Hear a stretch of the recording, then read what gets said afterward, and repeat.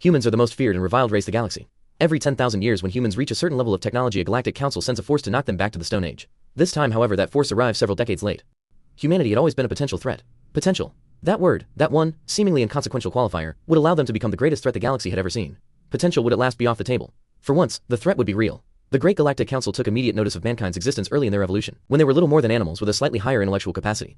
However, what worried the GGC wasn't the relatively rapid evolution of their biology, but the unprecedented evolution of their society and technology. In only a few short galactic cycles, humanity went from intelligent animals to a more tribal and social species, creating small but primitive communities. Certainly nothing unheard of, nor unprecedented, but in even fewer galactic cycles, humanity globalized. Humans began conquering, mastering and manipulating the very environment in which they flourished. They fought amongst themselves in a brutal fashion, and it was their penchant for war and conquest which drove their alarmingly rapid evolution in technology. And what frightened the GGC most of all is that this technological evolution only continued to increase in pace. Indeed, the more technologically advanced humanity became, the faster they became more technologically advanced. Their advancement came at a rate never before witnessed or recorded by any species anywhere else in the known galaxy. The GGC took action when humanity managed to land on their home planet's moon less than a single galactic cycle after first achieving basic flight. When reports of this particular achievement reached the GGC, they refused to believe it, considered it impossible. Almost every other species and civilization took many cycles to develop the capability to travel to other celestial bodies after achieving basic flight, yet these humans managed to do so in less than the span of a single human lifetime.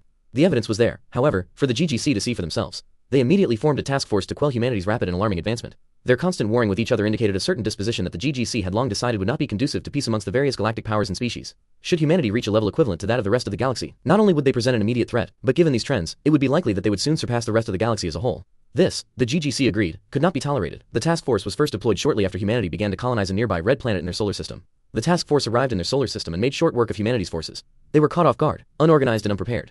Despite their rapid advancement, they were still many cycles behind the technological level of the other galactic powers. Despite their potential threat humanity presented, the GGC refused to overturn the preservation doctrine, a doctrine which mandates that no species, force, army, civilization, or any formal collection of sentient beings shall completely destroy another species of lesser advancement to the point of extinction. Only in extreme cases could this doctrine ever be overturned, and while some believed humanity constituted such an extreme case, the GGC ultimately decided that doing so would be immoral. Yet to everyone's surprise, only a few hundred cycles later, humanity had practically recovered.